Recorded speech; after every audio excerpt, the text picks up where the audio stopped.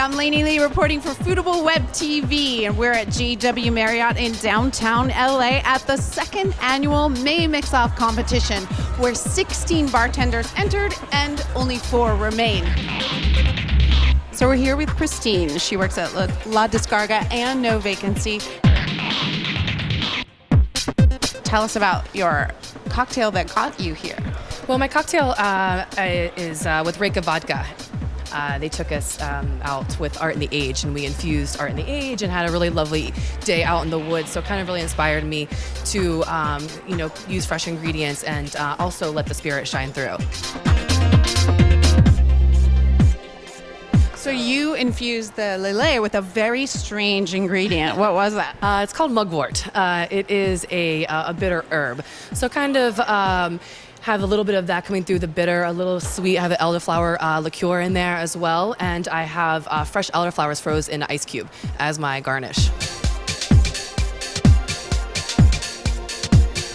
All right, so we have Joshua from Honeycut. Tell us about this winning cocktail that brought you here to the Final Four tonight. It's my Reka cocktail. It's a take on a Collins. And it also has a liqueur that's in the family of a berry that only grows in Iceland called the Hrúðaber berry. The capital of Iceland, to take that name and to put a Collins edition of that, you gotta be pretty pompous or pretty solid on your recipe. That's why I think everything in here is pretty much indigenous to Iceland or a tribute to it. So tell me about your winning cocktail. Fiesta de la Fresa, aka Ramon's Fizz. I chose to use Milagro, obviously, because that is the beautiful tequila that's part of the William & Grant portfolio. I took the awesome Art in the Age rhubarb, and it is 80 proof, but it is still very sweet. As a modifier, you can use it. I foraged for wild strawberries. I know, right? And also, it's very important when you drink fizzes that you make that top head very foamy, so that when people drink it, they get the mustache. Okay, so Final Four.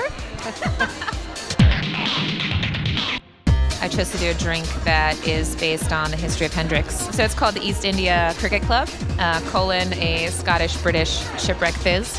The first Scottish envoy to India, Alexander Duff, actually shipwrecked twice on the way over to Calcutta. But basically the cocktail tells the story of that journey.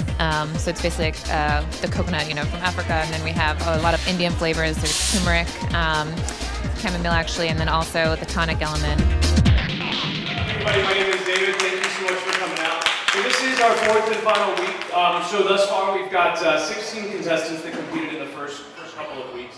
So the finale of the May Mix-Off competition is divvied up into 2 parts. The first, they're bringing forward their winning cocktail recipe that got them here. The second is an Iron Chef style.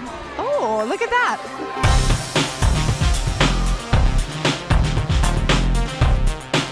The judges are throwing a mystery spirit their way, one from the William Grant & Sons portfolio, and then they basically have to make magic on the spot. So the cocktails are then judged by taste, presentation, and a little crowd participation. They're all vying for the grand prize of a trip to Tales of the Cocktail.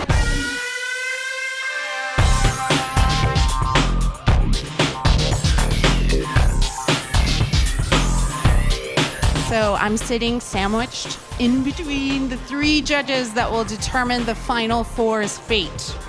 So Rachel, tell me, what are you looking for today? Because they're going to be throwing such a curveball, I'm really interested to see how everyone approaches the same ingredient or spirit in totally different ways. I think that's going to be really interesting and impressive. So, another Rachel. Yes. What impresses you? I think, you could really tell when there's passion behind a cocktail. You can really tell if somebody's very excited about what they're making, really genuinely enthused about it. So it's an intangible, but I feel like that's something that, when you're judging at this level in this round, that you can kind of taste in the cocktail. Absolutely, thank you. And Klaus, you're the token male. No, you're not another Rachel. No, not tonight. Not tonight. So Klaus, you come from a restaurant background, and how is this going to determine how you judge tonight? Balance is very important, like it is in any cooking or any ingredients you bring together. You want to have that spirit that you select and that you use.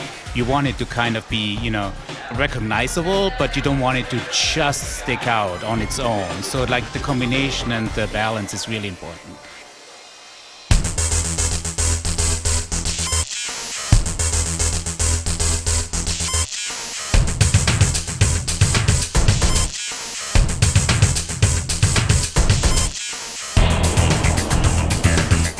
Unfortunately, we do have to make some really tough decisions right now.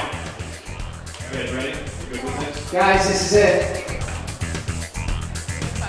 Just want to let you know, Éva with 60 points is the May Mix-Off 2014 winner.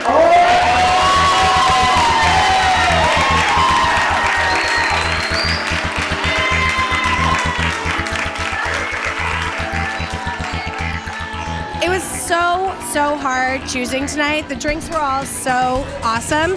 But in both rounds, Éva just nailed it. Like spot on with interesting and unique flavors, but also really balanced and really spirit friendly. So you still got the essence of the spirit in both rounds. It was just like very well done. Well deserved. Congratulations. Thank you so much. So tell us what was going through your head when you were doing the Iron Chef style showdown? Right.